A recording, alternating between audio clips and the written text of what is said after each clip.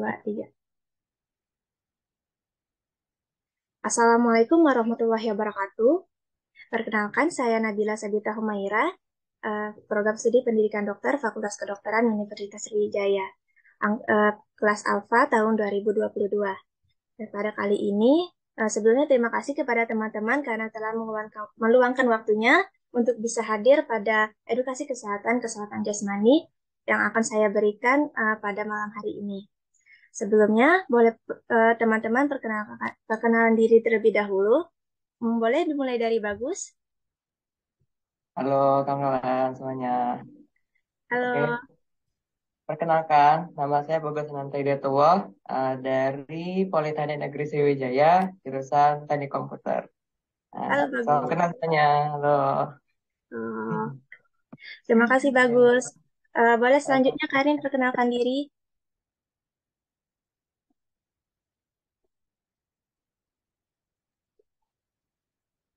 Oke, halo semuanya. Assalamualaikum warahmatullahi wabarakatuh. Perkenalkan, nama aku Karin Naswaldia, biasa dipanggil Karin. Aku, saya sendiri merupakan temannya Nabila dari SMA Negeri 6 Palembang. Salam kenal semuanya. Halo, terima kasih Karin. Oke, selanjutnya boleh Amel.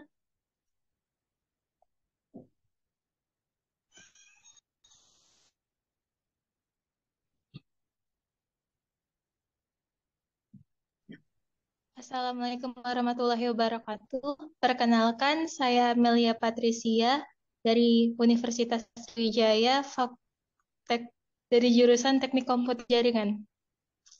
Halo Terima Amel. kasih. Terima kasih Amel. Oke, selanjutnya Raka. Halo semuanya, nama saya Muhammad Raka Nandara Suara, saya dari Universitas Islam Indonesia sebagai mahasiswa di sana dengan prodi psikologi. Terima kasih Raka. Oke, selanjutnya Nah, Satya. Oke, salam kenal semuanya. Kenalin nama aku Syafia Putri. Aku bisa dipanggil Via. Aku dari Fakultas Kedokteran Gigi Universitas Indonesia. Salam kenal. Halo Satya, terima kasih. Oke, selanjutnya Naila. Halo teman-teman, perkenalkan aku Naila Sabita dari Prodi Pendidikan Biologi Universitas Sriwijaya angkatan 2022. Salam kenal semua. Halo Naila, terima kasih. Oke, yang terakhir Nur Rahmi. Eh, Anissa juga.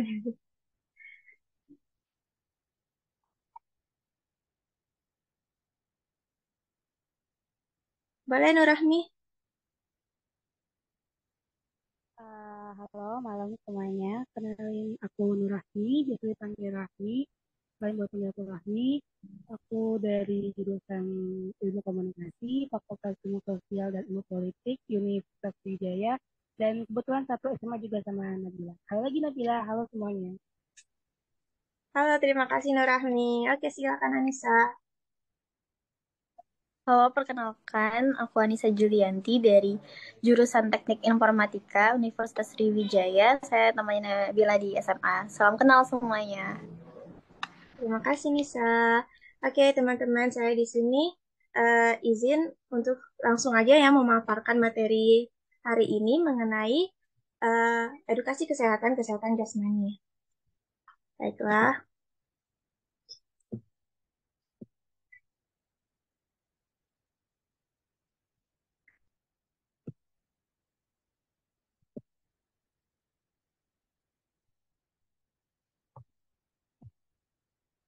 Sebelumnya, apakah PPT-nya sudah terlihat? Sudah. Sudah. Sudah. Oke, terima kasih. Eh, Seperti yang setelah saya katakan tadi, bahwa di sini saya akan izin memaparkan mengenai edukasi kesehatan. Outline hari ini, yang pertama itu ada kebugaran tubuh, lalu yang kedua ada yang pentingnya melakukan aktivitas fisik atau olahraga, yang ketiga itu ada pemanfaatan aplikasi Pacer Health, dan yang keempat itu kesimpulan, dan yang kelima itu daftar pustaka. Yang pertama itu kebugaran tubuh. Nah, jadi Kebugaran tubuh itu sendiri merupakan suatu kemampuan tubuh atau fisik seseorang untuk melakukan aktivitas sehari-hari tanpa merasa kelelahan yang berlebihan. Nah, untuk aktivitas fisik tersebut, itu merupakan suatu gerakan tubuh yang dihasilkan oleh otot rangka atau sel muscle dan memerlukan pengeluaran energi dan faktor resiko. Terkemuka keempat kematian global yang menyebabkan sekitar 3,2 juta kematian. Hal ini menurut World Health Organization. Nah, untuk unsur-unsur kebugaran tubuh sendiri itu terdiri atas beberapa macam ya. Jadi yang pertama itu ada daya tahan. Daya tahan ini merupakan suatu keadaan di mana seseorang itu dapat menggerakkan tubuhnya untuk melakukan beberapa aktivitas dengan tempo yang berbeda. Nah, namun dapat melakukannya dengan efisien dan efektif tanpa merasakan kelelahan yang berlebihan. Lalu yang kedua itu ada kecepatan. Jadi kecepatan ini merupakan suatu kemampuan tubuh untuk melakukan pergerakan dari satu tempat ke tempat lain secara cepat. Yang ketiga, itu ada kekuatan. Nah, unsur kebugaran tubuh kekuatan ini merupakan suatu kemampuan otot-otot dalam melakukan beban yang sedang dipikul oleh tubuh. Nah, yang keempat, itu ada unsur koordinasi. Nah, unsur koordinasi ini merupakan suatu kemampuan tubuh untuk melakukan aktivitas atau gerakan dengan efisien dan tepat. Yang kelima, itu ada unsur kelincahan, merupakan kemampuan tubuh untuk mengubah posisi tubuh dengan cepat. Yang keenam, itu ada kelenturan, yang merupakan kemampuan tubuh dalam melakukan gerakan secara maksimal. Dan yang ketujuh, itu ada komposisi tubuh. Komposisi tubuh ini sendiri merupakan suatu perbandingan rasio tubuh yang memiliki massa lemak atau bagian bawah kulit sekitar jantung, usus, paru-paru, dan lain sebagainya, dan juga bagian tanpa lemak seperti tulang, otot, dan cairan tubuh. Unsur yang kedelapan itu ada keseimbangan. Jadi keseimbangan ini merupakan suatu posisi di mana posisi tubuh akan terus berdiri tegak tanpa terjatuh atau saat melakukan gerakan fisik. Dan yang kesembilan itu ada daya ledak. Jadi daya ledak ini merupakan gabungan dari kekuatan dan kecepatan, di mana tubuh dapat bergerak dengan cepat dan juga melakukan otot yang kuat untuk melawan beban yang dipikul oleh tubuh. Artinya, tubuh kita dapat bergerak cepat dan membawa beban berat sekaligus. Dan yang terakhir itu adalah kecepatan reaksi. Kecepatan reaksi ini merupakan waktu reaksi tubuh ketika mendapat suatu stimulus atau rangsangan. Namun berbeda dengan refleks, refleks ini merupakan gerak yang tak sadar, yang tak kita sadari, dan sedangkan kecepatan reaksi ini termasuk gerak yang sadar. Nah, untuk bentuk-bentuk latihan kebugaran tubuh yang dapat kita lakukan, itu contohnya ada push-up. Seperti yang kita tahu, push-up ini merupakan suatu olahraga yang dapat menguatkan otot dada, bahu, dan tricep, membentuk otot punggung, bawah, dan juga perut. Lalu yang kedua itu kita juga bisa melakukan backlift. Backlift ini bertujuan untuk meningkatkan kekuatan tubuh, menurunkan berat badan, dan memperbaiki postur tubuh.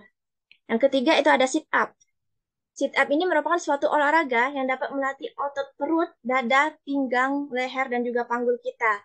Sit-up ini bermanfaat untuk mengencangkan otot, memperbaiki postur tubuh, membentuk tubuh yang ideal, serta memperbaiki keseimbangan tubuh. Nah, yang selanjutnya itu kita juga bisa melakukan shoulder press, yaitu melatih kekuatan otot lengan dan bahu dan dapat dilakukan dengan bantuan alat barbel. Nah, lalu juga kita bisa melakukan leg squat, bertujuan untuk melatih otot tungkai, lalu juga lari cepat 50 meter yang bertujuan untuk melatih kecepatan gerak. Nah, ini merupakan contoh-contoh jenis-jenis olahraga lainnya yang dapat kita lakukan. Yang pertama itu ada jenis aerobik yang bisa kita lakukan selama 3-5 kali dalam seminggu, yang sekitar 150 menit per minggu, dengan contohnya itu permainan seperti jogging, renang, sepeda, senam, dan lain sebagainya.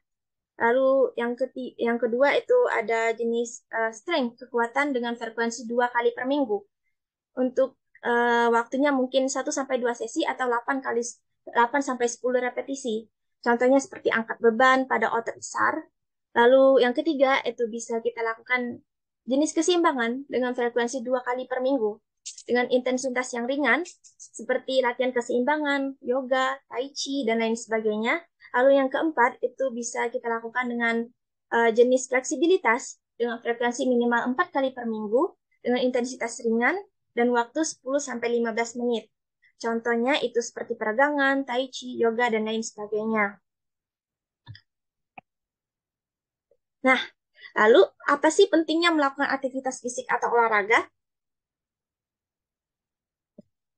Jadi teman-teman, urgensi kita untuk melakukan aktivitas fisik atau olahraga ini, aktivitas fisik atau olahraga yang kita lakukan secara teratur tentunya memiliki manfaat bagi diri kita.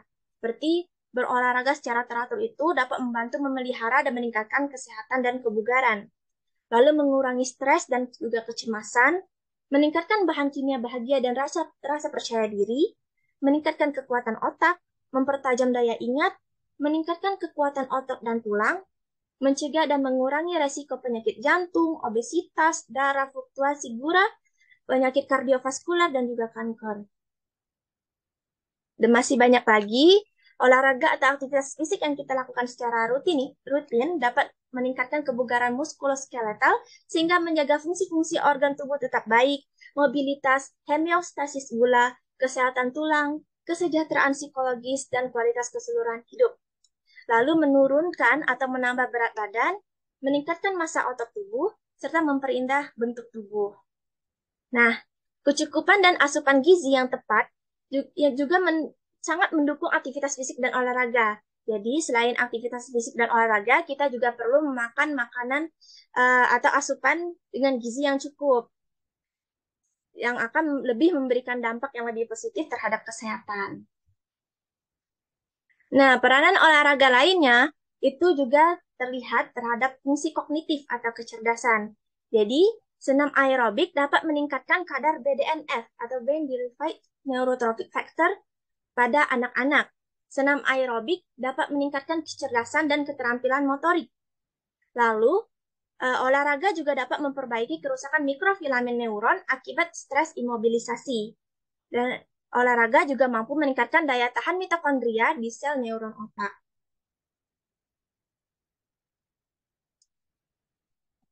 WHO juga merekomendasikan bahwasanya aktivitas olahraga itu setidaknya kita lakukan minimal 150 menit per minggu.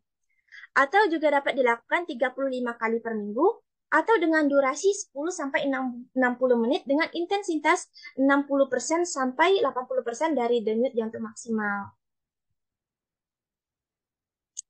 Nah, lalu ada yang namanya aplikasi Pacer Health. Lalu bagaimana sih aplikasi Pacer Health dan bagaimana manfaatnya untuk aktivitas fisik atau olahraga kita sehari-hari? Jadi seperti ini. Ini merupakan tampilan aplikasi Pacer Health.